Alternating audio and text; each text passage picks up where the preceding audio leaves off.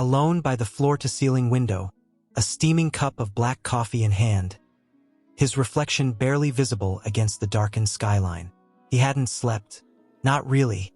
In a few hours, he would step onto the grand ballroom stage of the plaza to announce the Carter Foundation for Equitable Education, a $200 million initiative he'd spent the last year shaping in quiet solitude. It was more than a philanthropic move. It was his lifeline, his apology to the world, his second chance. "I'm not the same man," he murmured to the glass, as if the city might answer. Behind him, the office was immaculate, minimalist furniture, books neatly aligned, a single framed photo turned face down on the desk. He hadn't touched it in years, but he knew its weight like a scar on his ribs. Maya, always Maya. His assistant, Claire, entered softly, holding a tablet. "Final run-through at 10. Press list is confirmed." The mayor's office just RSVP'd yes. Ethan nodded, not turning. "Good." Claire paused. "You okay, Ethan? You've been quiet. Even for you." He finally turned, offering a thin, practiced smile. "I'm fine. Just thinking. About the speech. About beginnings," he said, and the word felt fragile in his mouth, like something that might shatter if spoken too loudly. Later, in the back of a town car heading to the plaza, he smoothed the lapels of his navy suit. Tailored, understated, nothing flashy. He'd chosen it deliberately. No power reds, no bold patterns. Just quiet confidence. The kind that said, "I'm here to listen, not to impress." His phone buzzed. A message from his sister, "Lena, you're doing the right thing. But don't confuse redemption with forgetting. Some ghosts deserve to be remembered." He stared at the words, throat tightening. He hadn't told her he dreamed of Maya again last night. Not the angry version, not the tearful one, but the Maya who used to trace constellations on his palm during thunderstorms, whispering, "We'll build something that lasts, Ethan. Something real."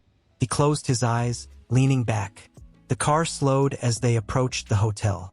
Cameras flashed even before he stepped out. Reporters called his name, but he moved with calm precision, nodding, offering brief thanks, never breaking stride.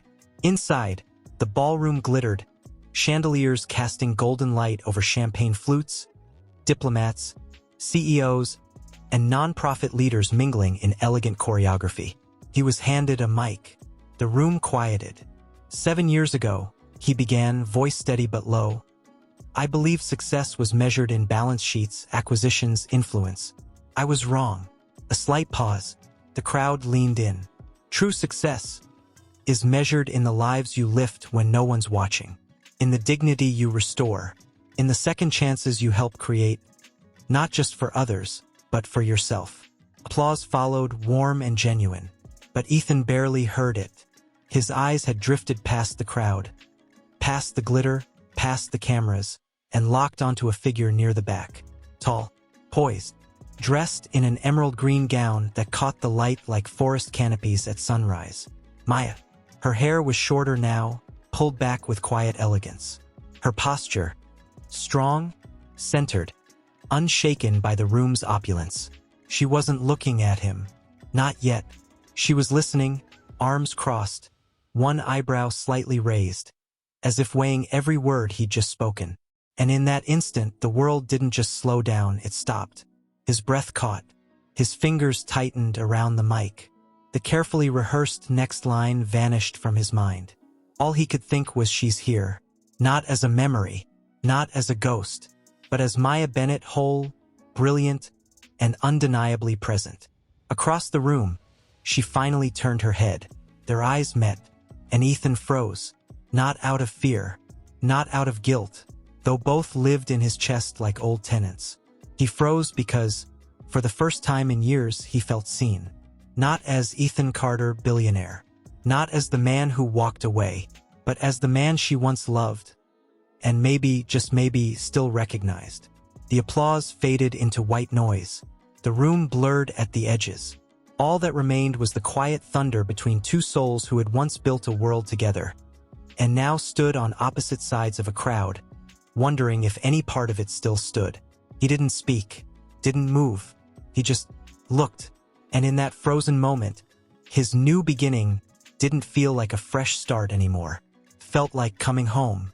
Certo, agora tu como narrador e storyteller desenvolva a historia sem marcacos com o nome de cada topico que for desenvolve.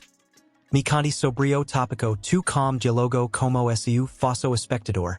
Sempre lembrando de desenvolver com muita moco. Com muitos sentimentos de forma que a estrutura de narrativa utiliza uma linha temporal linear de modo o espectador sentir o que o personagem está sentindo amigos. Com 6.000 characters 4:04 a.m. 7 years earlier. Boston, late autumn. Rain tapped gently against the window of their Beacon Hill brownstone. Their first real home together. Not a penthouse, not a showpiece, but a modest, sun-drenched space with mismatched furniture, bookshelves overflowing with dog-eared novels, and a tiny balcony where Maya grew herbs in recycled yogurt containers. Ethan sat at the kitchen table, sleeves rolled up, reviewing a merger agreement under the soft glow of a pendant lamp. Maya stood by the stove, stirring a pot of jollof rice, the scent of thyme, tomatoes, and nutmeg wrapping the room in warmth. She hummed an old, Fela Kuti tune, the kind her father used to play on Sunday mornings in Brooklyn. "You're working late again," she said, not turning. "Just finalizing the Singapore deal," he replied, voice tired but gentle. "Should close by Friday." She turned then, wooden spoon in hand, eyes searching his. "Friday's your mom's birthday dinner." "I know." He rubbed his temples. "I'll be there." Maya set the spoon down. Silence settled between them, heavier than before. "You missed the community meeting tonight," she said softly. "The one at St. Luke's. They approved the youth center design. I presented it alone." Ethan looked up, guilt flickering across his face. "Maya, I told you, I had the board call. It was unavoidable. Everything's unavoidable with you lately." Her voice wasn't sharp, it was sad. "You used to come to those meetings. You used to care." "I do care," he said, standing now. "But I can't be everywhere. You know how this industry works. One misstep, and everything collapses." She walked closer, stopping just an arm's length away. "I'm not asking you to quit your job, Ethan. I'm asking you to remember us. Remember why we chose this life, not just the brownstone, but the neighborhood, the people, the purpose." He reached for her hand. "I remember." "Do you?" Her eyes glistened. "Because last week, when your cousin made that comment at dinner, about how surprising it was that you ended up with someone like her, you didn't say a word." Ethan froze. I didn't think it was worth escalating." "Not worth it," she pulled her hand back. "That's the problem, Ethan. You see these moments as noise. But to me, they're the foundation cracking." He ran a hand through his hair, frustration rising. "So what, you want me to fight every offhand remark, to turn every family dinner into a debate about race?" "I want you to see me," she whispered. "Not just the woman you love, but the woman the world sees, and how that shapes everything we walk through together." He didn't answer right away. Outside, rain fell harder. "I do see you, Maya," he said finally, voice thick. "You're the most brilliant, passionate person I've ever known. But sometimes, I feel like no matter what I do, it's never enough to prove I'm on your side." She looked down, blinking back tears. "It's not about proof. It's about presence." They stood in silence, the steam from the pot curling between them like a ghost of what they once had. A week later, they sat on that same balcony, coats pulled tight against the November chill. The city lights shimmered below, distant and indifferent. "I've been offered the lead on the Lagos Infrastructure Fund," Ethan said quietly. "It's a 2-year commitment. Full relocation." Maya didn't look at him. "And the youth center, they'll assign someone else." She nodded slowly. "I see. You could come with me," he ventured. "Start fresh. You could design something even bigger there." She turned to him then, eyes clear, resolve settling like stone. "My work is here, Ethan. These people trusted me. This community raised me. I can't just leave because your career demands it." He swallowed hard. "So that's it?" "No," she said, voice breaking just slightly. That's us. We wanted the same things once. Justice, beauty, legacy. But we're building them on different shores now. He reached for her again, but she gently stopped him. I love you, she said, tears finally falling. But love isn't always enough to bridge the silence between two worlds. They didn't argue, didn't shout. They simply unraveled. The divorce was quiet, civil. No lawyers screaming, no social media drama. Just two people who once shared dreams folding them away like old letters, tucking them into separate boxes. In the months that followed, Ethan threw himself into work, climbing higher, faster, lonelier. Maya poured her heart into the youth center, then another project, then another, her name becoming synonymous with urban renewal done with communities, not just for them. She never spoke ill of him, not once. But sometimes, late at night, when the city was still and her office empty, she'd stare at the old photo on her desk. The two of them laughing on that tiny balcony, rice burning on the stove, rain falling like a promise, and wonder did we ever really see each other or just the versions we needed to believe in. And Ethan, in his quiet penthouse years later, would wake in the dark, haunted not by failure, but by the memory of her voice saying, "It's not about proof, it's about presence." She was still there. Maya hadn't moved. She stood near a marble column, one hand resting lightly on the back of an empty chair, the other holding a half-finished glass of sparkling water. No champagne. Of course not. She'd never liked the performative opulence of these events. Even at their engagement party, she'd sip ginger ale from a wine glass just to avoid the pretense. He took a step toward the receiving line, then another, but his feet felt like they were moving through wet sand. His heart hammered not with nerves, but with a strange, aching recognition. She looked luminous, not in the way society expected. No jewels dripping from her ears, no designer label screaming for attention, but in the way truth does when it finally settles into a person's bones. And then, as if sensing the weight of his stare, she turned fully toward him. Their eyes locked. Time didn't just bend, it shattered. He saw it all in that single glance, the warmth that once greeted him at the door after long flights, the quiet disappointment when he canceled their anniversary dinner for a critical investor call, the resolve in her jaw the day she signed the divorce papers with a steady hand and a whispered, "I hope you find your peace." Now there was something new in her gaze. Not anger, not longing, curiosity, and that terrified him more than rejection ever could. He excused himself from a tech CEO mid-sentence, something about follow-up next week, and began walking toward her. The room seemed to part around him, voices dimming as if the universe itself held its breath. Halfway across the floor, he saw her lips part, just slightly, as if she might speak first. But she didn't. She waited. He stopped 3 feet away, close enough to see the flecks of gold in her brown eyes, close enough to catch the faint scent of sandalwood and orange blossom, her signature perfume, the one he'd once bought her by the case because she laughed and said, "It smells like home." "Maya," he said, voice lower than he intended, rougher. She gave a small, measured nod. "Ethan." Silence stretched, taut and trembling. "You came," he finally managed. "I was invited," she replied, neutral. "Your foundation supports urban innovation. My organization is Urban Innovation." He almost smiled. Almost. "You've done extraordinary work." "Thank you." She took a slow sip of water, eyes never leaving his. "Yours too, I suppose. Philanthropy suits you better than boardroom coups." There was no venom, just observation. And yet, it stung like truth. "I meant what I said up there," he said, stepping half a foot closer. "About second chances." Her expression softened, just at the edges. "Second chances aren't granted, Ethan. They're earned. Through action. Through consistency. Through showing up when it's inconvenient." He swallowed. "I know." She studied him for a long moment, as if peeling back layers he didn't even know he'd built. "You look tired." "I haven't slept much," he admitted. "Too much reckoning." "With what?" "With the man I was." His voice dropped. "With the things I didn't see. The things I chose not to see."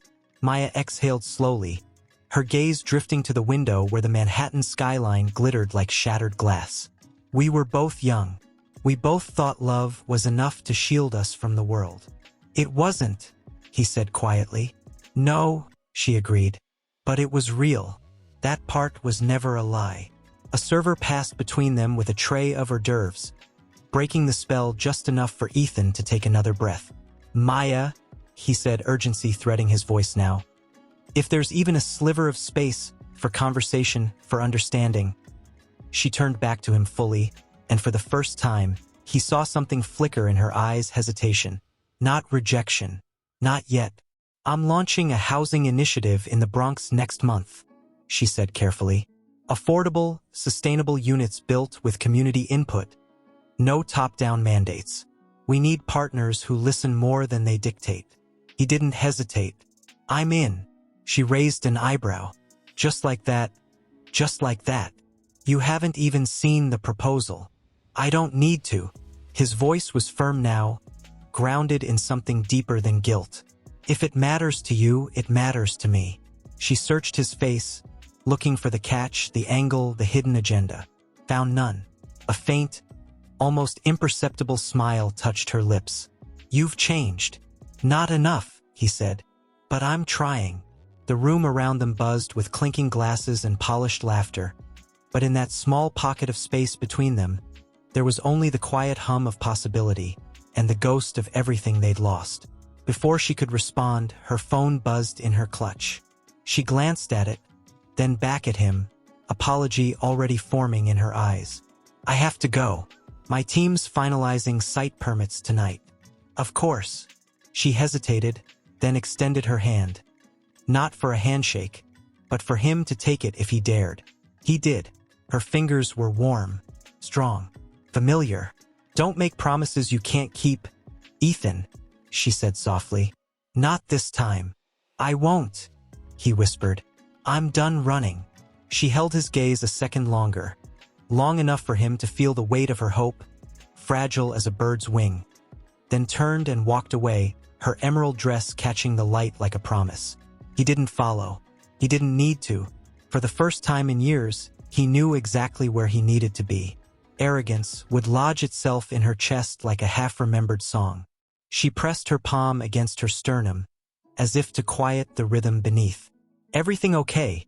Miss, the driver asked, glancing in the rearview mirror. Maya managed a faint smile. Yeah, just thinking. She pulled out her phone, opened a voice memo, and spoke before the moment could slip away. Project Cedar. Final proposal draft. Add community kitchen. Solar panels. Retain mural on south wall.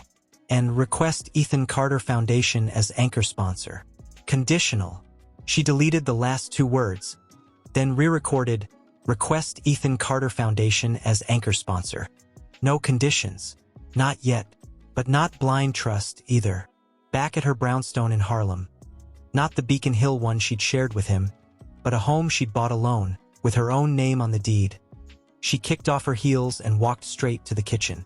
The apartment smelled of dried lavender and old books. On the wall above her desk hung a framed blueprint, St. Luke's Youth Center. Final design, Maya Bennett, lead architect. Below it, a smaller photo taken years ago in the early days.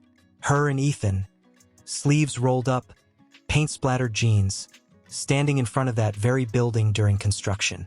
He'd held a hammer. She'd held the plans. They'd both been covered in dust, laughing like they'd just discovered something sacred. She touched the frame lightly, then turned away. Her laptop chimed. A video call from Lena, her closest friend since grad school. Maya accepted. Hey! Lena's face filled the screen, eyes sharp behind round glasses. Well, did you see him? I did.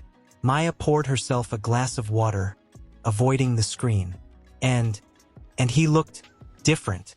She sat down, curling her legs beneath her. Less like a man who owns boardrooms, more like a man who's finally learned how to sit in silence. Lena leaned closer. Did he apologize? No, Maya paused. But he didn't try to justify himself either. That might be worse. Or better. I don't know. He asked about the Bronx project. He said he's in. Without reading the proposal. Lena whistled low. Bold. Or desperate. Or changed? Maya sighed, running a hand through her hair. I keep waiting for the catch, Lena.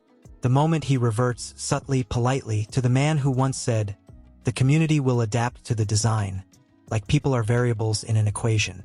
But he didn't say that tonight, Lena said gently. You told me yourself, he said. If it matters to you, it matters to me. That's not the Ethan of 7 years ago.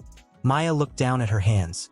Hands that had drafted shelters for unhoused mothers, community gardens on abandoned lots, safe spaces for teens who'd never been told they mattered.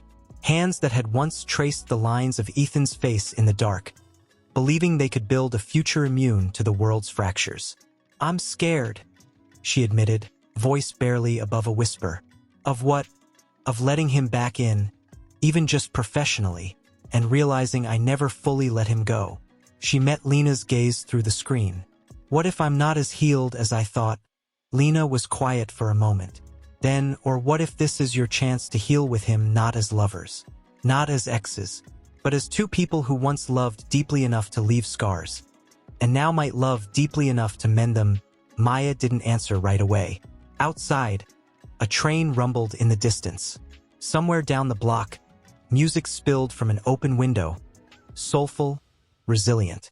The next morning, she stood at the edge of the future Cedar site. A vacant lot in Mott Haven once littered with rubble, now cleared and fenced, waiting. Weeds pushed through cracks in the concrete like quiet rebellion. She walked the perimeter, notebook in hand, stopping where the community garden would bloom, where the children's play area would hum with laughter, where the rooftop greenhouse would catch the morning sun. Ms. Bennett, a voice called out. She turned to see Mrs. Delgado, founder of the local tenants coalition, waving from the sidewalk, her grandson clinging to her hand. Good morning, Rosa, Maya said, smiling. You came early, Rosa said, stepping inside the gate. I brought Miguel.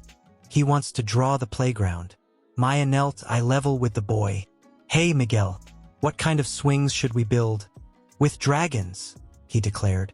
She laughed. Dragons it is.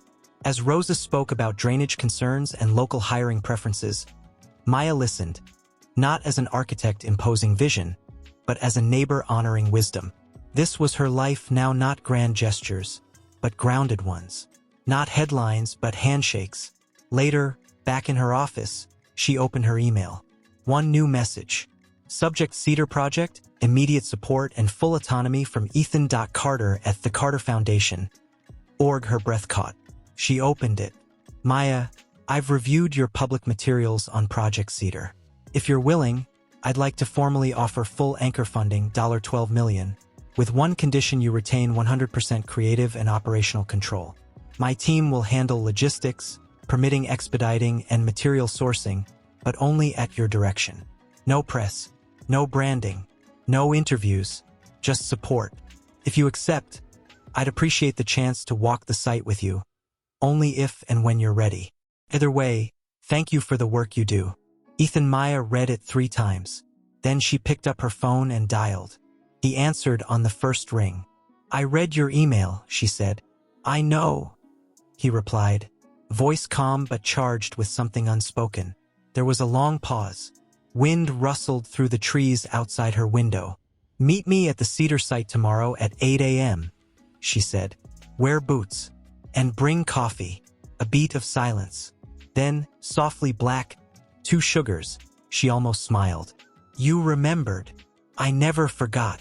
The line hummed between them, not with the past, but with the fragile, trembling another site visit.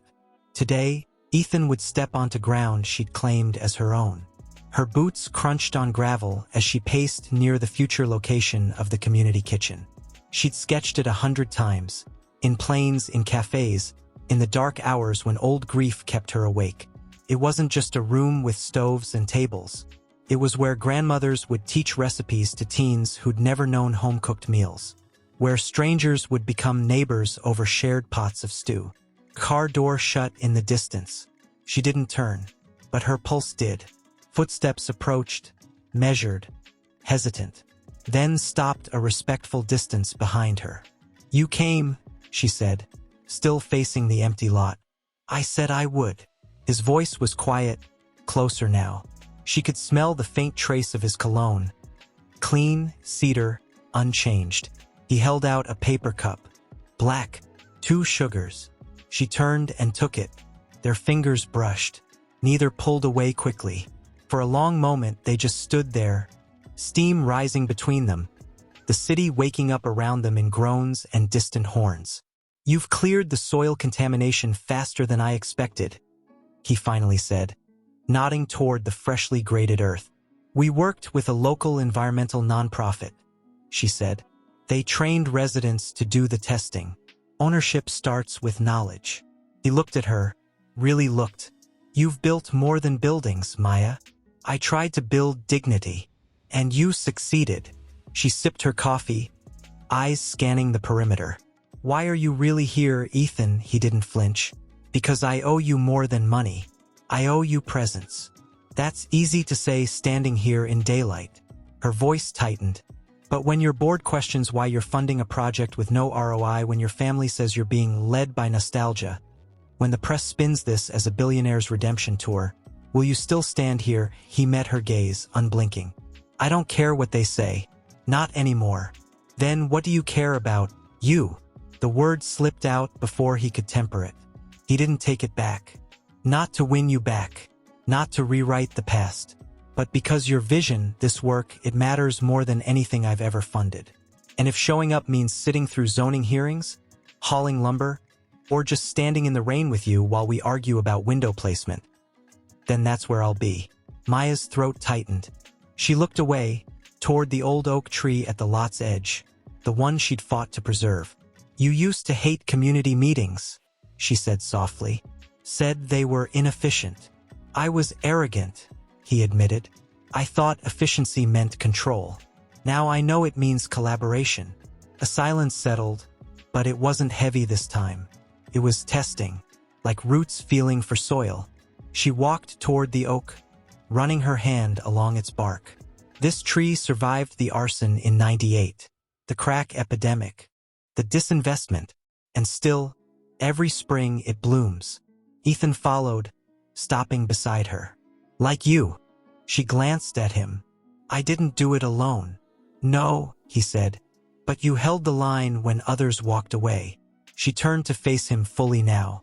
"If we do this, if you fund Cedar, you won't get your name on a plaque.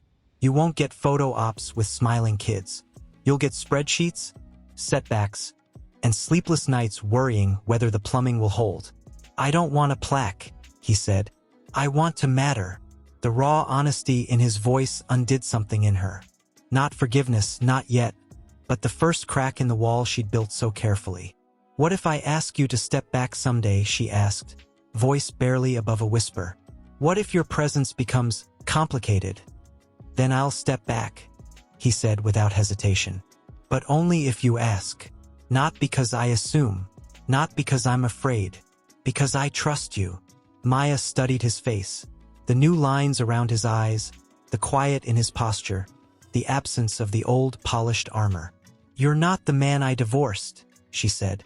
"No," he agreed. "And you're not the woman who left. We've both grown. Maybe that's enough to start from." She didn't answer right away. Instead, she pulled a rolled-up blueprint from her bag and handed it to him. Page 3. The rooftop greenhouse. "I want solar thermal heating, but the budget's tight." He unrolled it carefully, eyes scanning the lines, the notes in her neat script. "I know an engineer in Copenhagen who's pioneered a low-cost system. I'll connect you." "Don't just connect me," she said. "Sit with us. Learn it. Then explain it to Mrs. Delgado in Spanish. She only trusts what she understands." A small, genuine smile touched his lips. "I'll bring a dictionary." And just like that, without fanfare, without promises of forever, they began. Not as exes, not as lovers, but as two people standing on the same patch of earth, finally ready to build something that could last. The sun rose higher, casting long shadows behind them. Shadows of the past, yes, but ahead, only light. She glanced at the screen. Ethan Carter. Her thumb hovered. They'd spoken almost daily, site logistics, material deliveries, A tense but productive meeting with the city's permitting office, but always about work. Never about them. She answered. You're late. The beam lift starts in 20. I'm not at the site, he said, voice lower than usual. I'm at City Hall. Her pen froze mid-note. What? There's a hearing this afternoon. Someone filed a formal objection to Cedar's zoning variance.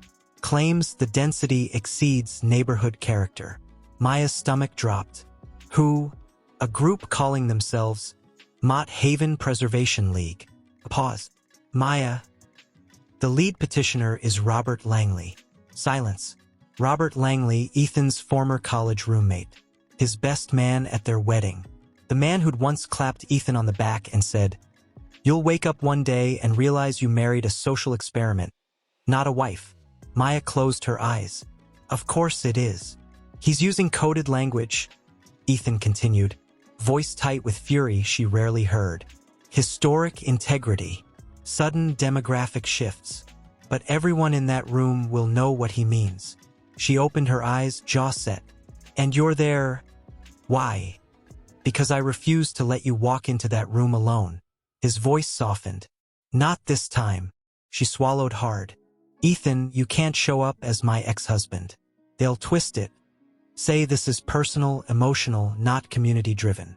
I'm not showing up as your ex-husband, he said firmly. I'm showing up as the project's funder, as a New York citizen, and as a man who won't let bigotry hide behind bureaucracy. Her breath caught. She wanted to argue, to tell him to stay away, to protect the project from any hint of scandal, but she heard the steel in his voice. This wasn't pride. This was principle. What time does it start? She asked. 2. I'll be there. She ended the call and turned to the contractor. Reschedule the beam lift. I've got a hearing to win. City Hall's hearing room was packed by 1:45 p.m. Maya entered through the side door, dressed in a simple navy suit, hair pulled back, no jewelry, armor of professionalism.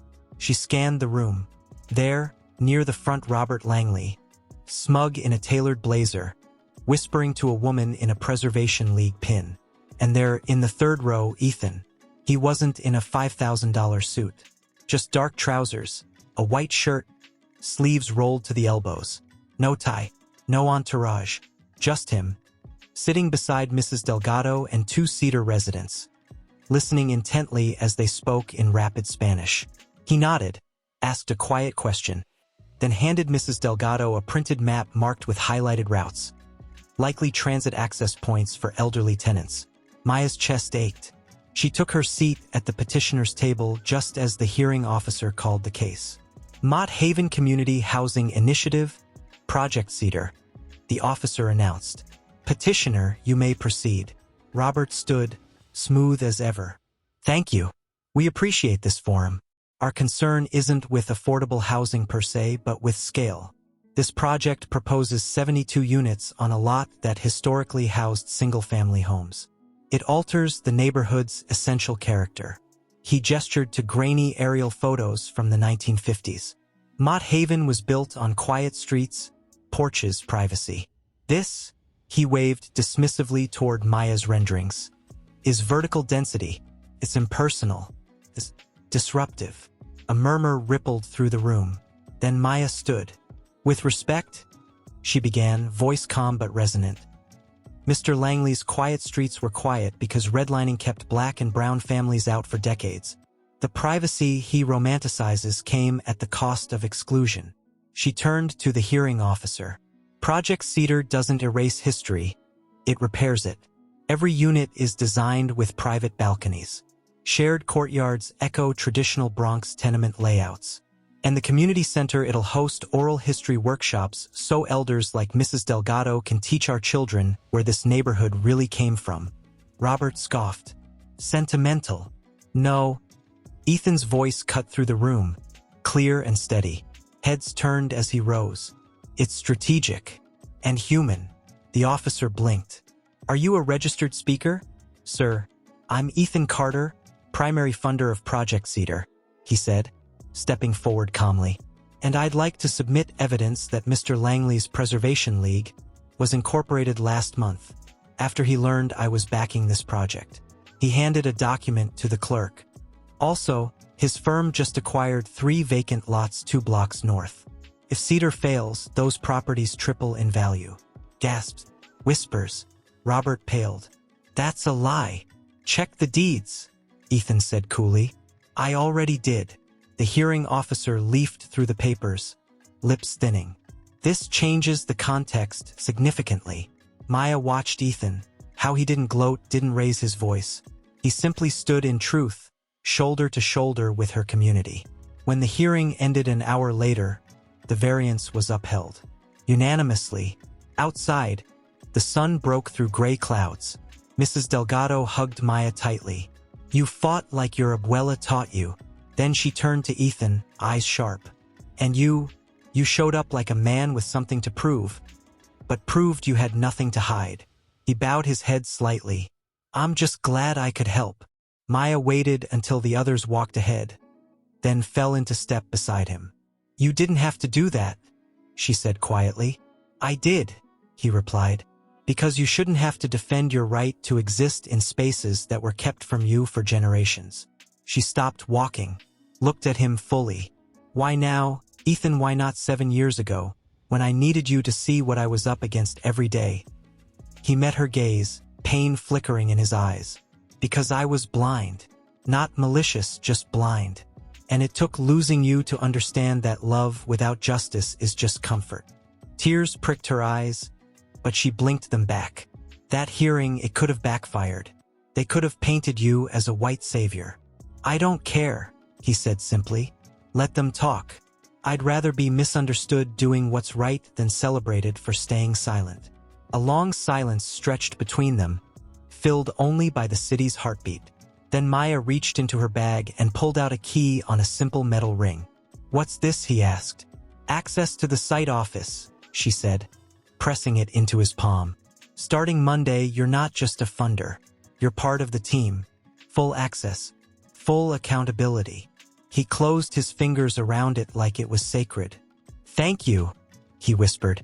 She turned to leave, but paused, glancing back. And Ethan, yes. If you ever quote me in a boardroom again without my permission, she arched a brow, I'll revoke your coffee privileges. For the first time in years, he laughed, real, unguarded, full of relief. And in that laugh, she heard the ghost of the man she'd once loved, and the promise of the man he was becoming. Repurposed shipping container painted cobalt blue with a mural of blooming magnolias curling around its doors. Inside, the air smelled of fresh paint, coffee, and damp concrete. Blueprints lined one wall. A whiteboard listed daily tasks in bold marker: plumbing inspection, 10 a.m. solar panel delivery, 1 p.m. And there, at the small folding table in the corner, sat Ethan. He'd brought his own laptop, a travel mug, and, unmistakably, a stack of permits neatly organized in color-coded folders. He wore a worn flannel shirt, jeans, and the same boots he'd worn to the oak tree weeks ago. No tie, no watch, just a man ready to work. He looked up as she entered. Morning, she said, hanging her coat. You're early. Wanted to review the structural updates before the team arrives. She poured coffee into 2 mugs, handed him one. You read the revised load calculations? I did. He took the mug, fingers brushing hers again. This time, neither flinched. I also called the engineer in Copenhagen. The solar thermal system can be adapted for the rooftop greenhouse. He's sending specs by noon. Maya sat across from him, watching the steam rise between them. You didn't have to do that. I wanted to. Silence settled, not empty, but full, like the quiet before a storm, or the hush between musical notes that makes the melody matter. Then the door creaked open. Miguel, Mrs. Delgado's grandson, peeked in, clutching a crumpled drawing. Ms. Maya, I finished the dragon swing. She smiled instantly. Come in, Miguel. He bounded over, holding up a vibrant sketch, a swing shaped like a coiled emerald dragon, wings outstretched, tail curling into the seat. See the chains go through the wings so it looks like it's flying. It's perfect, Maya said, pinning it to the community designs board. We'll build it exactly like this. Miguel beamed, then noticed Ethan. His smile faltered. Oh, him. Ethan didn't move to reassure, didn't reach out, just nodded gently. Hey, Miguel. The boy studied him a moment, then, with the unblinking honesty of children, asked, Are you the rich guy helping us? Ethan met his eyes. I'm trying to be a helpful guy. Maya watched the exchange, heart tight, because Ethan didn't deflect, didn't hide behind titles. He answered like a neighbor. Miguel seemed to consider this, then shrugged. Okay, but the dragon better have real fire breath. Safety-approved smoke effects, Ethan promised solemnly. I'll check the codes myself. Miguel grinned and ran off. Maya turned back to Ethan, softening. You handled that well. He sees me as an outsider, Ethan said quietly. And he's right. I have to earn my place here, not buy it. Before she could respond, her phone buzzed. A text from Lena. Did you see the Chronicle piece? Her stomach dropped. She opened the article. Billionaire's Redemption Project, Philanthropy or PR. The headline alone made her jaw clench. She scrolled down. Grainy photos of Ethan at City Hall. A quote from an anonymous industry insider. Carter's never cared about housing. This is guilt money wrapped in virtue. And then her blood turned to ice. A sidebar. Maya Bennett, known for grassroots activism, now partners with ex-husband Carter. Critics question, is this collaboration or convenience? She slammed the phone face down. Bad, Ethan asked. They're framing this as a sob story, she said, voice tight. Saying you're using Cedar to clean your image. Saying I'm compromised. He didn't look surprised, just weary. I expected it. Did you expect them to imply I sold out? Her voice cracked. That my life's work is just a footnote in your redemption arc? He stood slowly, hands open at his sides. Maya, I swear, I didn't speak to any press. I haven't given a single interview. I know, she said, pacing now. But it doesn't matter. The narrative's already written. To them, you're the white billionaire playing saint. I'm the black ex-wife who got bought back into your orbit. He stepped closer, but not too close. Then we changed the narrative. How? She snapped. By doing what? Giving more interviews, posing for photos. That's exactly what they'll twist. No, he said firmly. By doing what we've always done. Building, listening, showing up. She stopped pacing, looked at him. It won't be enough. Maybe not, he admitted. But if we stop now, they win. And more importantly, they lose. He nodded toward the window, where residents were already gathering for the day's work session. People like Miguel, Mrs. Delgado. They don't care about headlines. They care about roofs over their heads, safe spaces for their kids.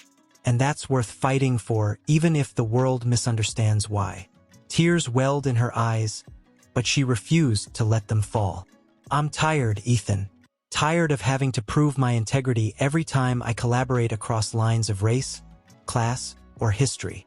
I know, he said softly, and I can't erase that burden, but I can carry part of it with you. She stared at him, really looked, saw not the polished billionaire, but the man who'd sat in City Hall with elders, who remembered how she took her coffee, who treated a child's dragon swing like sacred architecture. What if this ruins everything? She whispered. Then we rebuild, he said. Together. Outside, rain slowed to a drizzle. Sunlight broke through the clouds, catching the magnolia mural in golden light. Maya took a deep breath, walked to the whiteboard, erased nothing, added one line at the bottom, community first. Always. Then she turned to him. The plumbing inspector arrives in 10. You're with me. And if he asks who you are, you tell him Team Cedar. A slow smile spread across Ethan's face. Not triumphant, but humbled. Yes, ma'am. And as they stepped out into the damp morning, side by side, the mud clinging to their boots, the city already spinning new rumors behind them, Maya realized something: the story wasn't theirs to control, but the work that was theirs to protect. And they but today was different. Maya had asked him to join her for a final walkthrough of the residential wing before interior finishes began. She hadn't said why. Just be here at 9. Wear your boots. And don't bring your laptop. He arrived to find her standing alone in Unit 3B, the future home of single mother Tasha and her 2 daughters. Sunlight streamed through the bare window frames, dust motes dancing in the beams. The space was empty, echoing, but already humming with the promise of laughter, bedtime stories, and the soft clutter of a life rebuilt. "You wanted to show me something," he said, stepping inside. She didn't turn. "Do you remember this layout?" He glanced around. 3 bedrooms, open kitchen, balcony facing the courtyard. He frowned. "It's standard for the building." "Not for us," she said softly. "This is the exact floor plan of our Beacon Hill apartment." His breath caught. He walked slowly to the kitchen area, imagining cabinets where they'd once argued over rent, a stove where she'd burned rice while dancing to Afrobeat. He stepped into what would be the master bedroom and saw it the window faced southeast, just like theirs. The balcony door aligned perfectly with the living room, creating that same cross breeze they used to love on summer nights. "How?" he whispered. "I kept the blueprint," she admitted, finally turning. Her eyes shimmered, not with tears, but with memory. "Not out of longing, out of respect. We built something real once, even if it didn't last. And I thought, why erase that? Why not honor the love that was, even if the marriage wasn't meant to be?" He looked at her, heart pounding. "You used our home as the template for families who've never had one." "I did." Her voice was steady, but vulnerable. "Because if it was good enough for us, it's good enough for them." He walked to the balcony, small, just big enough for 2 chairs and a potted plant. He leaned on the railing, staring down at the lot where wildflowers now bloomed in the community garden. And then he saw it, painted faintly on the courtyard wall, nearly hidden by ivy, a constellation. Orion. His throat tightened. "You kept that too." She joined him on the balcony. "You drew it for me during that thunderstorm our first winter together. Said every home needs a piece of the sky." "I was trying to be poetic," he said, voice rough. "You were trying to make me feel safe," she corrected gently. "And you did." Silence wrapped around them, thick with everything unsaid. "You never told me you remembered these things," he finally said. "How could I forget?" She looked at him, really looked. "You weren't just my husband, Ethan. You were my witness. The first person who saw my dreams and didn't call them naive. Who showed up to my first exhibit opening, even though you knew nothing about architecture. Who held my hand when my father died." Her voice broke. "And I failed you," he said, the words raw. "When the world pushed in, I didn't push back hard enough. I let comfort become my excuse." "You were young," she said. "We both were. But you grew," he said. "You turned your pain into purpose. I just hid in boardrooms." She touched his arm, lightly, briefly. "You're here now. I want to be more than here," he said, turning to face her fully. "I want to understand why this place matters the way it does to you. Not as a donor, as a person." She studied him for a long moment, then nodded toward the courtyard. "Come with me." They walked down the stairs and across the lot to the far wall where the mural lived. Up close, the stars were rendered in mosaic tiles. Some blue, some gold, some deep black, crafted by local teens in a workshop Maya had organized. "This wasn't in the original plan," she said.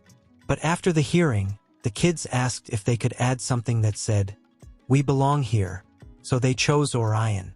Said it's visible from everywhere. No matter where you stand, you can find it." Ethan reached out, fingertips grazing a tile shaped like Beetlejuice. "You gave them a map home."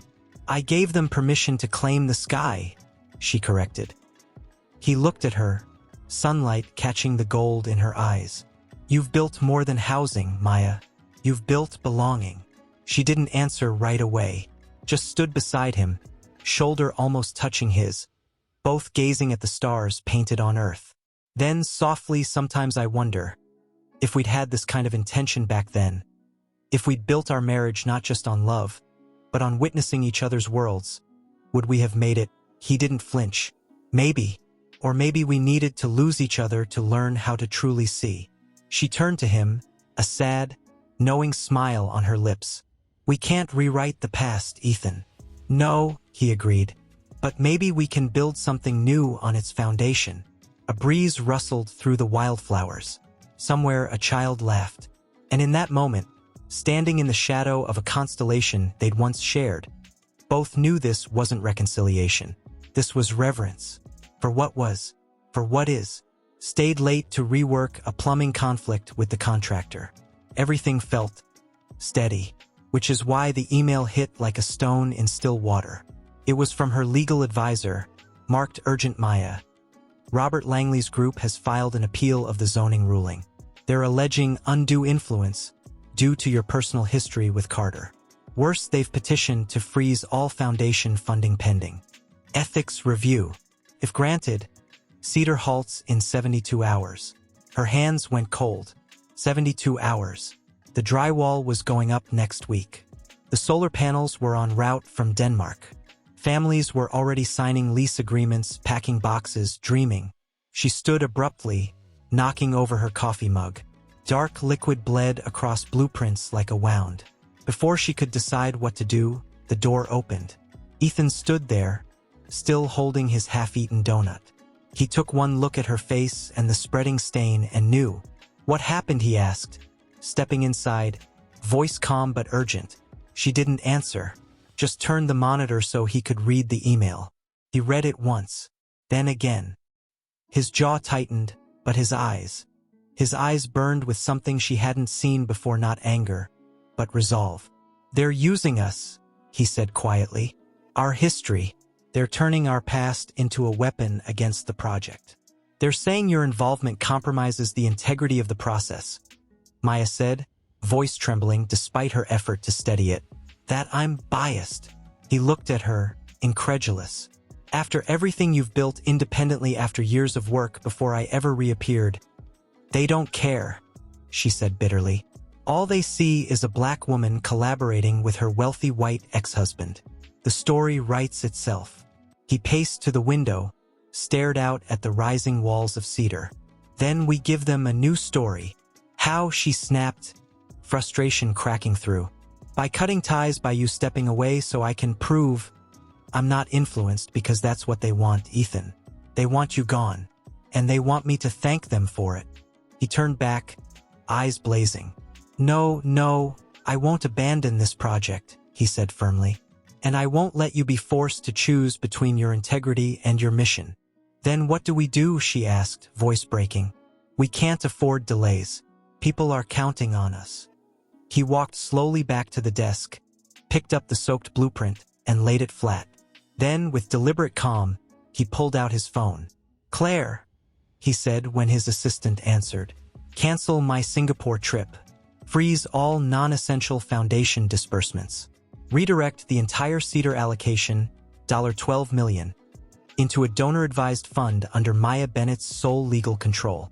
Effective immediately. Maya's breath caught. Ethan. He held up a hand, still speaking into the phone. Yes, I know the implications. Do it.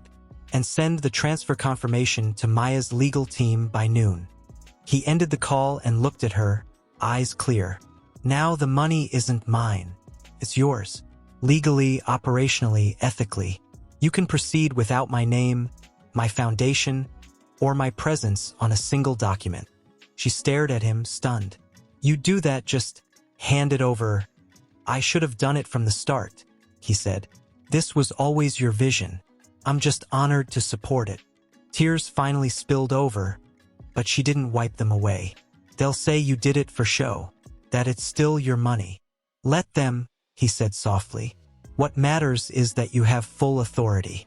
No loopholes, no oversight, just your name on the decisions. She stepped closer, voice barely a whisper. Why would you risk your reputation, your capital, your entire strategy? For me, he didn't look away. Because you taught me that real change isn't funded, it's entrusted. And I trust you more than I've ever trusted anyone. The silence that followed was thick with everything they'd lost, and everything they were trying to protect. Then Maya walked to the filing cabinet, pulled out a manila envelope, and handed it to him. What's this, he asked. The original Cedar proposal, she said. Page 1. Read the sponsor line. He opened it, frowned. It said Primary Funder Maya Bennett Community Development Fund. He looked up, confused. But I hadn't even agreed yet. I filed this version with the city before I saw you at the plaza, she admitted. I always intended to fund the seed phase myself. I only reached out to you because I wanted to believe you'd changed. His eyes widened. So you never needed my money. I needed your character, she said, and you just proved it. A slow, disbelieving smile spread across his face. You planned this. No, she corrected gently. I hoped, and then you chose to be the man I hoped you could become. Outside, the construction crew called out to one another, hammering the future into place. Inside, two broken people stood in the quiet aftermath of a choice neither had expected, but both had earned. Ethan reached into his pocket and placed the site key, the one she'd given him weeks ago, back on the desk. If the project moves forward under your name alone, he said, then I shouldn't be on the team. Maya looked at the key, then at him. Then, slowly, she picked it up and pressed it back into his hand. The team doesn't care whose name is on the check, she said. They care who shows up. And you've shown up, Ethan. Every single day. She held his gaze, the weight of years between them. So stay, she said. Not as a funder, not as my ex, but as someone who believes in this as deeply as I do. He closed his fingers around the key again, this time like a vow. And as the sun climbed higher over Cedar, casting long shadows that no longer felt like ghosts, but like guardians, they both knew Lena arrived with 2 bottles of red wine and a look that said she already knew something was coming. You look like hell, she said, handing him a glass. Feel like it too, he admitted, sinking into the sofa. The city glittered below. Indifferent, she sat beside him. Maya called me. He glanced at her, surprised. She did. She didn't say much. Just, he's trying. But I need to know he sees it. All of it. Lena studied him over the rim of her glass. What don't you see, Ethan? He stared into his wine. I thought I did. I thought showing up, listening, stepping back when needed. That was enough. Enough for what? She pressed. To ease your guilt or to truly understand her world, he flinched. It's not about guilt. Isn't it? Lena leaned forward. You fund projects now. You wear boots. You remember how she takes her coffee. But do you understand why Maya flinches when a white donor says empowerment? Do you know what it costs her to trust you? Not once, but every single day. He was quiet for a long time. Rain streaked the glass like tears. No, he finally whispered. I don't. Then ask, Lena said gently. Not as a billionaire, not as her ex, just as a man who wants to see her. Really see her. The words settled in his chest like stones. Later that night, he pulled out an old shoebox from his closet. The one he'd never thrown away. Inside ticket stubs from their first museum date, a dried magnolia petal from her hair on their wedding day, and a folded letter she'd written him during their first separation, before the divorce was final. He unfolded it with care. Ethan, you love me in the light. But do you love me in the shadow when the world calls me angry? For speaking up when your friends whisper that I changed you? When your family says I'm using you? Love isn't just presence and comfort. It's courage in conflict. He'd never answered that letter. Now, sitting alone in the stormlit dark, he finally understood what she'd been asking for all along. Not perfection, not even agreement, but witness. The next morning, he didn't go to the Cedar site. Instead, he took the subway to Brooklyn, something he hadn't done in years, and walked the blocks to the small community center where Maya had volunteered during grad school. He sat in the back during a racial equity workshop, listened as black elders spoke about redlining, about being priced out, about watching neighborhoods revitalized right out from under them. He didn't speak, didn't offer solutions, just listened. Then he went to the library and read every report Maya had ever published on housing justice. He looked up every council meeting she'd testified at, every protest she'd joined, every time she'd stood alone against developers, politicians, and systems that saw her community as disposable. By dusk, He stood outside the cedar site office, soaked from the lingering rain, holding a single notebook. Maya was inside, reviewing electrical schematics. She looked up as he entered, surprised. "You missed the beam inspection," she said. "I did," he said. "I needed to learn something first." He walked to her desk and placed the notebook down. On the cover, in his neat script, "What I Didn't See." She opened it. Page after page of notes, quotes from community leaders, summaries of policy barriers, reflections on his own blind spots. One passage stood out. "I thought showing up was enough. But showing up isn't allyship. It's attendance. Allyship is using your power to dismantle the doors you never had to knock on." Maya didn't need me to build with her. She needed me to tear down the walls that kept her out in the first place. Maya's hands trembled as she turned the pages. Tears welled, but she didn't speak. "I'm sorry," he said, voice raw. "Not just for the past, but for thinking my presence alone could heal what my absence helped break." She looked up, eyes glistening. "Why now?" "Because I finally read your letter," he said. "The one you wrote before we signed the papers. You asked if I loved you in the shadow, and I realize now I didn't. Not fully. I loved the parts that fit my world, but I didn't love the parts that challenged it." He took a breath. "I do now." She closed the notebook slowly, holding it to her chest like a shield and a bridge. "You can't undo 7 years," she said softly. "No," he agreed, "but I can spend the rest of mine trying to be worthy of your trust." Outside, the rain stopped. A single ray of sunlight broke through the clouds, striking the magnolia mural on the office door. Maya stood, walked to the window, and watched the crew below. Black, brown, immigrant, elderly, young. All working together, laughing, building. "We're not building just homes," she said, not turning. "We're building proof. Proof that people can choose each other across difference, across history, across hurt." Ethan stepped beside her. "Then let me help you prove it." She finally looked at him, not with suspicion, not with hope, but with something quieter, stronger, with trust. "Stay," she said, "but not for me. Stay for them." He nodded. "Always." And as the sun dried the streets of the Bronx, two people who had once lost each other in the noise of the world finally found their way back. Not to romance, but to Maya read it on her phone while standing in the half-finished community kitchen, paint still wet on the cabinets. Her stomach twisted as she scrolled through the article. A slick, cynical piece weaving quotes from urban policy experts and anonymous neighborhood voices, all circling the same suspicion: this isn't about justice. It's about image laundering. Carter's sudden pivot to grassroots housing feels less like evolution and more like strategy, wrote the lead critic. And Maya Bennett, once a fierce independent voice, now appears tethered to the very system she once challenged. Below it, a photo: Ethan handing a blueprint to Mrs. Delgado, Maya beside them, head slightly turned. The caption read, "The power couple of performative progress." She lowered the phone, breath shallow. Around her, the crew worked on, sanding walls, testing faucets, laughing over shared empanadas. They hadn't seen it yet, but they would.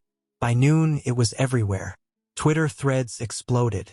Local news picked it up. Even the Bronx Times ran a cautious editorial: "Cedar's future hangs in the balance of perception." At 1:17 p.m., her phone rang. It was Tasha, the single mother who'd been approved for Unit 3B. Her voice was tight with panic. "Ms. Maya, my sister saw the article. She says the city might shut this down. That you and Mr. Carter are just using us for photos. Is it true?" Maya's chest ached. "No, Tasha. It's not true. This is real. You are real. And your home is real. But people are saying—" "I know what they're saying," Maya cut in gently. "But you've walked this lot with me. You've chosen your tile. You've met the crew. You know this isn't a show." Silence. Then a shaky breath. I can't lose this. Not again." "You won't," Maya promised. "I swear it." She hung up, fists clenched. Before she could process, the site office door opened. Ethan stepped in, face grim, holding a printed copy of the article. They're calling it Carter's Redemption Tower, he said, voice low. Like this was my idea all along. Maya didn't look at him. It doesn't matter what they call it. It matters what it is. But it does matter, he insisted, stepping closer. Because if people believe this is about me, they'll discredit your life's work. They'll reduce you to a footnote in my story. She finally turned, eyes blazing. Then we stop letting them write the story. How we speak, together, not as exes, not as donor and architect, but as co-stewards of this project, and of the truth. He hesitated. You really want to do that, stand side by side in front of cameras after everything? I don't want to, she said. But I have to. For Tasha. For Miguel. For every person who's ever been told their home isn't legitimate. Because someone with power decided to question it. He studied her, then nodded slowly. Okay, but we do it our way. That evening, they gathered the Cedar team. Residents, builders, elders. Under the courtyard magnolia tree, now strung with fairy lights for the upcoming open house. Ethan didn't stand at the front. He stood among them. Maya addressed the group first, voice steady. You've all seen the article. They're saying this project is a lie. That we're using you. I need to know. Do you believe that Mrs. Delgado stood immediately? I've been in this neighborhood 50 years.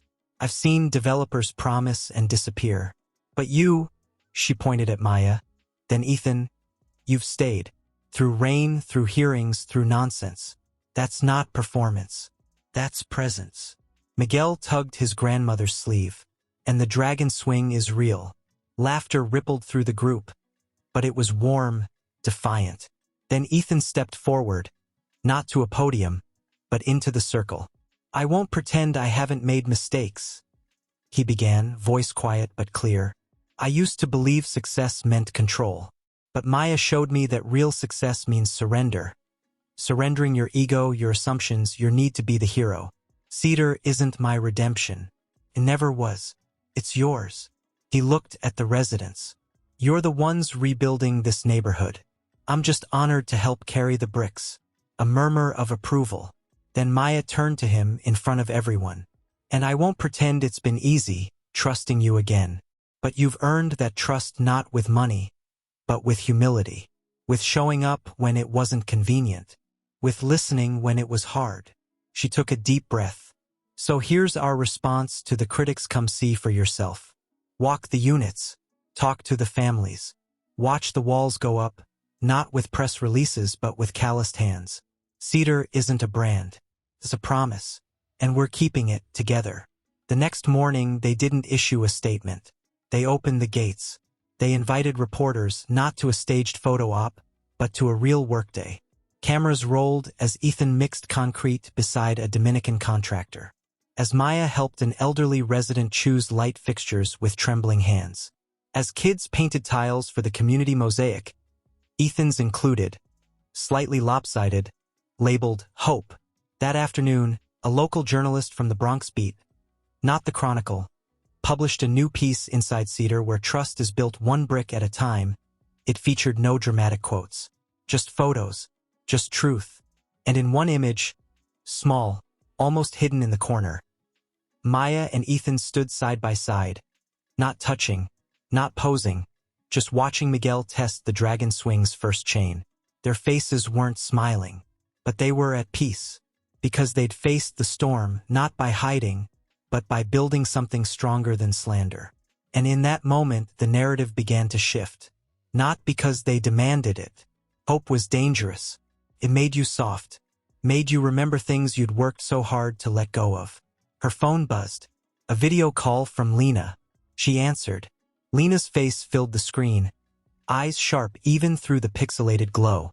You're thinking about him. Maya didn't deny it. I'm thinking about us. What we're doing. What it means. You're scared, Lena said softly. Maya looked down at her wine. I told myself I was past this, that I'd healed.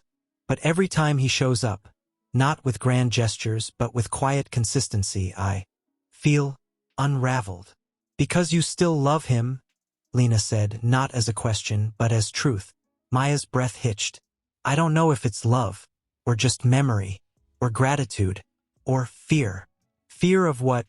That I'll let him back in, even just emotionally, and he'll leave again. Not because he wants to, but because the world will pull him back to a life where people like me are just projects. Lena leaned closer to the camera.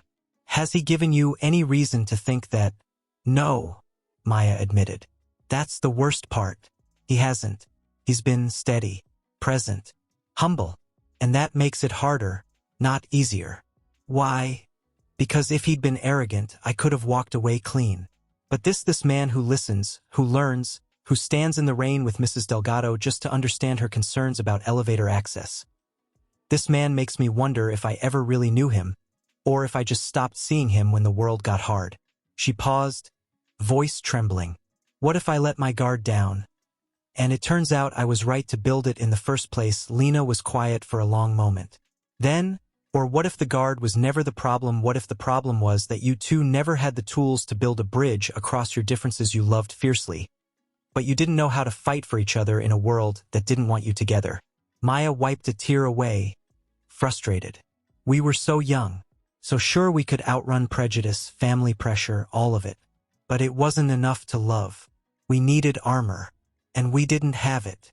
And now, Lena asked gently.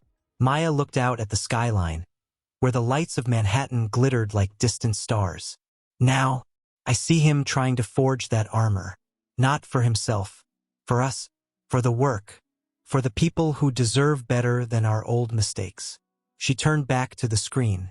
But Lena, what if it's too late? What if the love we had was real, but the timing was wrong, and no amount of growth can bring back what was lost?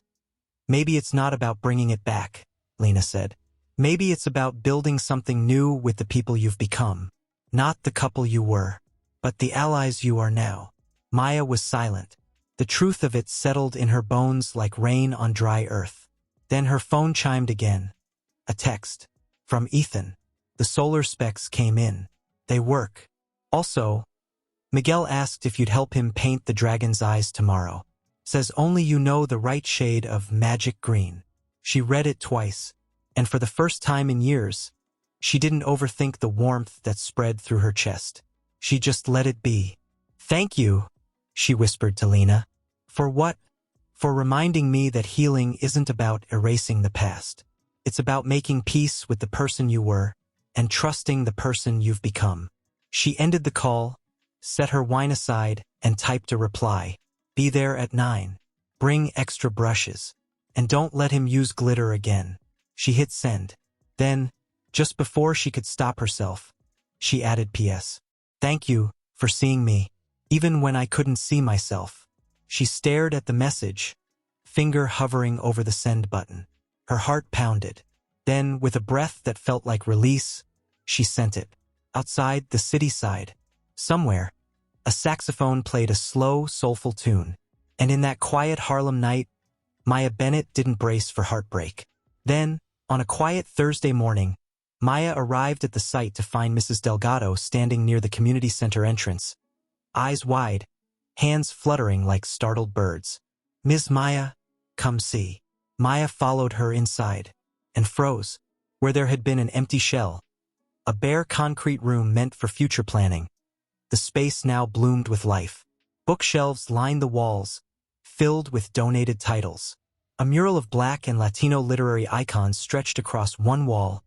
Maya Angelou, Julia de Burgos, James Baldwin, and Junot Diaz gazing out with quiet wisdom. In the center, a circular reading nook with plush cushions, soft lighting, and a small stage with a microphone. But what stole Maya's breath was the plaque mounted beside the door, the Maya Bennett Center for Story, and belonging in honor of those who build homes with their voices. Her hands flew to her mouth. Who? Mrs. Delgado smiled, tears in her eyes. He came last night, brought a crew, worked until dawn, said it was overdue. Ethan, Maya whispered. He didn't say a word to anyone, Mrs. Delgado added. Just showed the foreman the plans, made sure the books were from local authors, and left before sunrise. Didn't even sign the donation paperwork. Maya walked slowly into the center, fingertips grazing the spines of the books. beloved, the poet X, between the world and me. She stopped at a small shelf labeled Community Voices, where handwritten stories by local residents were bound in handmade covers. One read, "How my abuela taught me to plant hope." Her vision blurred. This wasn't just a reading room. It was everything she'd once whispered to Ethan during late-night talks in their old apartment. Imagine a place where our stories aren't just heard, they're honored. She hadn't realized he remembered. Outside, the morning sun warmed the lot. The crew began arriving, but Maya didn't move. She sat in the center of the reading nook, clutching a book to her chest like a shield and a lifeline. Hours later, Ethan appeared at the site, unaware. He carried a thermos of coffee and a new set of plumbing schematics. When he saw the open door to the community center, he stopped. Maya stood in the doorway, arms crossed, eyes red-rimmed but steady. "You built it," she said, voice soft. He didn't pretend not to know what she meant. "You talked about it once. Years ago.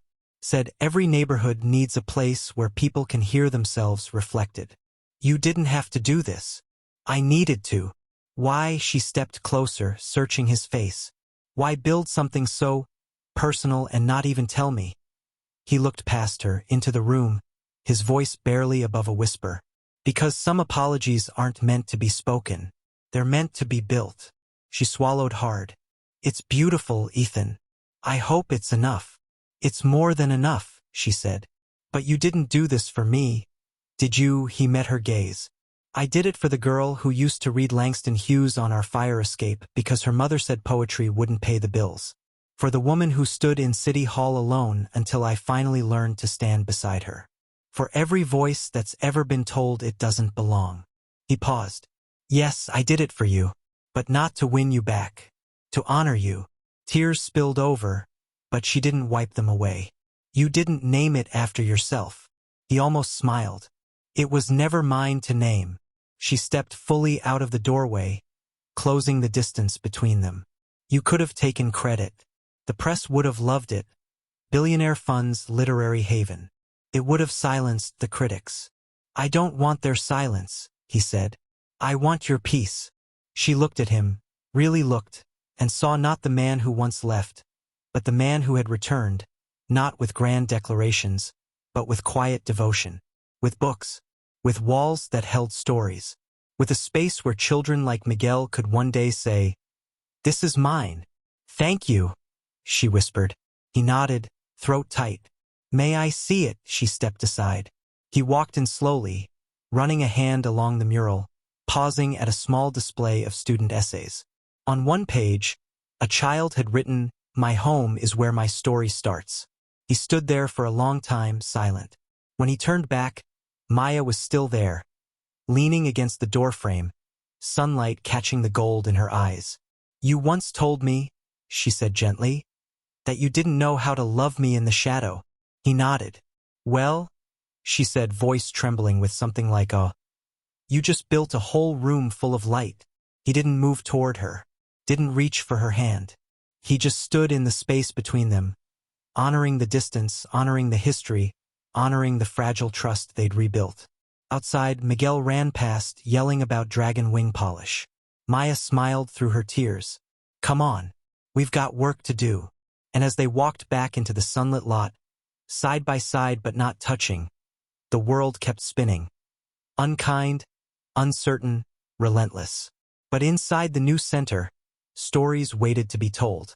Anbuzz Daily with story circles, ESL classes, and Miguel's weekly Dragon Design Club, and the Maya Bennett Center for Story and Belonging had already become a sanctuary, its shelves filled not just with books, but with the voices of a neighborhood reclaiming its narrative. Ethan had settled into a quiet rhythm, still arriving before dawn, still reviewing permits, still eating lunch from paper bags beside the crew. But something had shifted. He no longer stood at the edge of conversations. He was in them, asking questions, learning names, remembering that Rosa Delgado took her coffee with cinnamon, not sugar.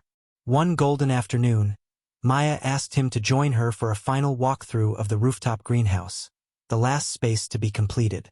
The solar thermal panels gleamed under the late summer sun, and seedlings already sprouted in raised beds along the perimeter. She led him to the far corner, where a small amphitheater of wooden benches faced east, toward the sunrise, toward the future. "Mrs. Delgado's idea," she said, gesturing to the seats. "She wants elders to teach gardening to the kids here. Pass down seeds, stories, remedies." Ethan ran his hand over the smooth cedar bench. "It's perfect." Then she turned to him, eyes soft but searching. "There's something I need to show you." She walked to a narrow storage cabinet, opened it, and pulled out a framed photograph. It was old, slightly faded, edges curled from humidity. The photo showed a much younger Maya and Ethan, sitting on a worn blanket in a tiny Brooklyn community garden, laughing over a plate of jollof rice. Behind them, a hand-painted sign read, "Bennett Carter Urban Oasis, Phase 1. Ethan's breath caught. "I thought this was lost. I kept it," she said. "Not because I wanted you back, but because this was real. Before the pressure, before the silence. We were building something then, too, just on a smaller scale." She handed him the frame. "Miguel found it in my office last week. He asked who the man in the photo was." "What did you say?" She looked out over the Bronx skyline, voice barely above a whisper. "I said, that's someone who once believed in me enough to try." And he asked, "Does he still?" Ethan's throat tightened. "What did you tell him?" Maya turned back, eyes glistening. "I didn't answer, because I didn't know." He set the photo carefully on the bench. "I do." She waited. "I still believe in you," he said, voice steady. "More than I've ever believed in anything. Not because of what you've built, though that's extraordinary, but because of how you build it. With patience, with dignity, with love that doesn't demand return." She blinked rapidly, fighting tears. "Why are you telling me this now?" "Because I don't want you to wonder anymore," he said. "I'm not here for redemption. I'm here because your vision matters. Because you matter. And if that means I spend the rest of my life standing quietly in your light, then that's where I belong." The wind stirred the seedlings. Somewhere below, children's laughter floated up like music. Maya stepped closer, close enough to see the flecks of green in his hazel eyes, close enough to remember the weight of his hand in hers during thunderstorms. "You left once," she said, voice trembling. "Not with anger, but with silence. And that was the hardest part." "I know," he whispered, "and I can't undo it. But I can choose every single day to stay. Not because I deserve to, but because you deserve someone who does." She looked at him, really looked, and saw not the ghost of her past, but the steady presence of her present. Then, slowly, she reached into her bag and pulled out a small envelope. "What's this?" he asked. "An invitation," she said, "to the cedar opening ceremony next Saturday. All residents, builders, donors, and one man who helped turn a vacant lot into a home." He took it, fingers brushing hers. "I'll be there. Don't come for me," she said gently. "Come for Miguel. For Rosa.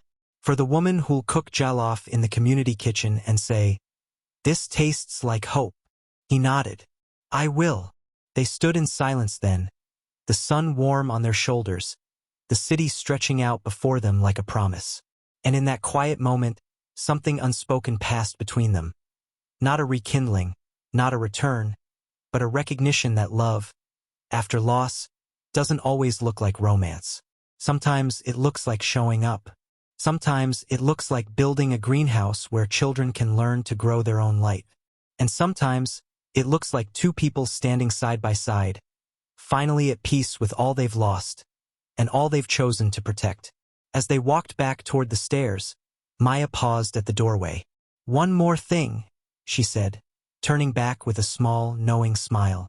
"The jollof at the ceremony, I'm making it myself." Ethan's eyes softened. "Burned or perfect?" "Perfect," she said.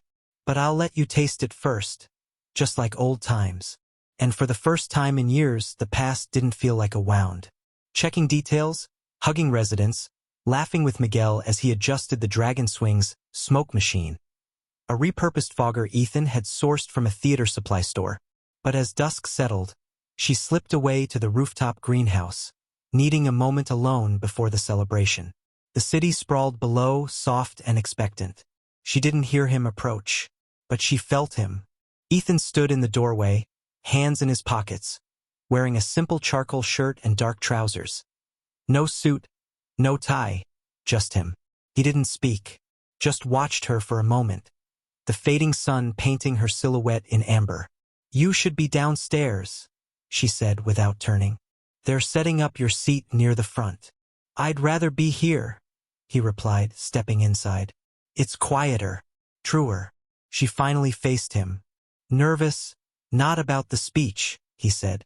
"About seeing it all together. The families moving in tomorrow. The kids running through these halls. It's real, Maya. Because of you." She looked down, smoothing her dress. A deep indigo wrap that matched the magnolia mural.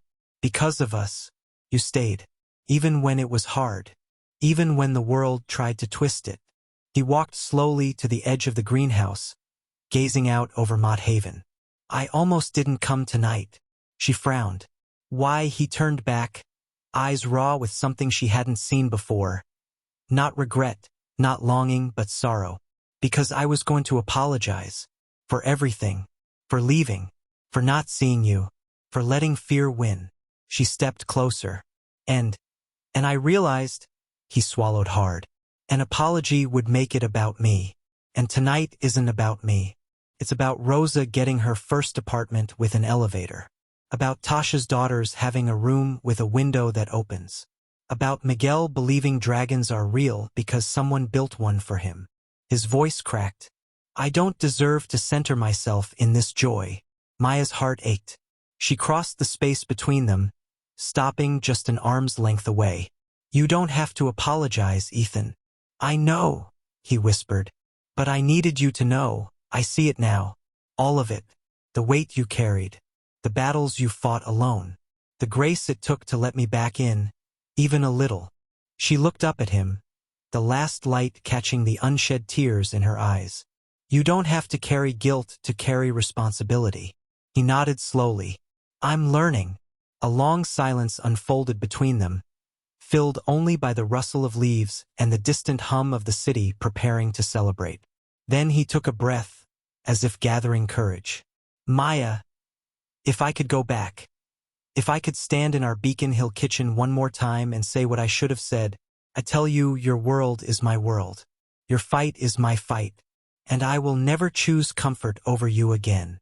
Her breath hitched. She didn't look away. "But I can't go back," he continued softly. "So I'll say it now, standing on ground you built, in a future you imagined. I see you. Fully. Finally. And I am so proud to have walked even a part of it beside you." She reached out, slowly, deliberately, and placed her hand over his where it rested on the railing. "I don't need you to be perfect," she said, voice trembling. "I just need you to be honest. And you've been that." He turned his hand, just enough to gently curl his fingers around hers, briefly, reverently, before letting go. "I almost said it all downstairs," he admitted, "in my speech. But then I remembered what you told me once. Don't confuse redemption with remembering." She smiled faintly. "I did say that. And you were right," he said. "This isn't my redemption. It's our witness." Below, music began to play. A live conjunto of local musicians tuning guitars, children laughing, Mrs. Delgado calling out in Spanish for Miguel to stop testing the fog machine. The ceremony was about to begin. Maya took a deep breath, then gently touched his arm. "Come on. They're waiting." He hesitated. "What if I say the wrong thing?" "You won't," she said. "Just speak from here." She tapped her chest lightly. "Not from your title. From your truth." He nodded, shoulders relaxing. As they walked toward the stairs, side by side but not touching, the sky deepened into twilight, stars beginning to prick through the velvet dark. At the rooftop door, Maya paused. "One more thing," she said softly. "After tonight, will you stay on with the foundation not just for Cedar, but for what comes next?" He looked at her, eyes full of quiet certainty. "If you'll have me." "I will," she said. But not as my ex-husband. Not as a billionaire. As my partner. He held her gaze, and in that moment something shifted, not back to what they were, but forward to what they could be, two people who had loved, lost, grown, and chosen to build something enduring, not between them but through them. Always, he said, and as they descended into the warm glow of celebration, their footsteps echoing in unison, neither looked back, because the past was no longer a shadow. Elders seated in the front row under twinkling lights, the scent of jollof rice and roasted corn wrapping the night in warmth. Ethan stood beside Maya at the edge of the courtyard, not at the podium, not in the spotlight, just present, watching as families stepped into their new homes for the first time, running hands over freshly painted walls, laughing in kitchens that finally felt like theirs. Later, during the quiet lull after speeches and shared meals, Maya found him leaning against the magnolia mural, sipping water, eyes fixed on Miguel, showing a group of younger kids how the dragon swings smoke, worked with dramatic flair. "You didn't sit in the donor section," she said, joining him. "I didn't belong there," he replied softly. "I belong here, where the work lives." She smiled faintly. "You could have taken credit tonight." The Foundation Press team drafted 3 versions of a release calling this Carter's Legacy Project. He turned to her, eyes steady. "And you?" "I scrapped them all," she said. Issued 1 line. Cedar is the vision of Mott Haven residents.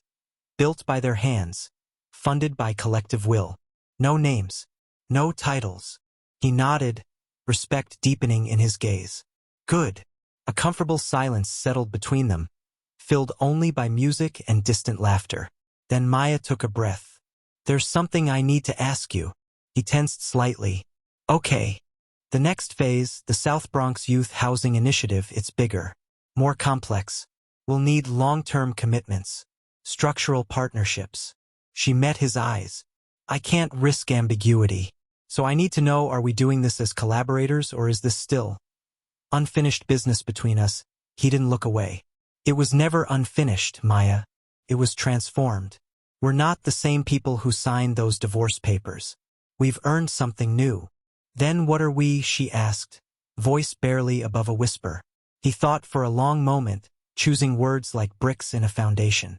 "We're not lovers. We're not exes pretending to be friends. We're stewards of this work, of each other's growth, of the truth that sometimes love doesn't end. It evolves." Her eyes shimmered. "And if I asked you to step back tomorrow, because my independence matters more than your support, I'd step back," he said without hesitation. "And I'd still show up for Miguel's science fair, for Rosa's birthday, for the day someone tries to tear down what we built.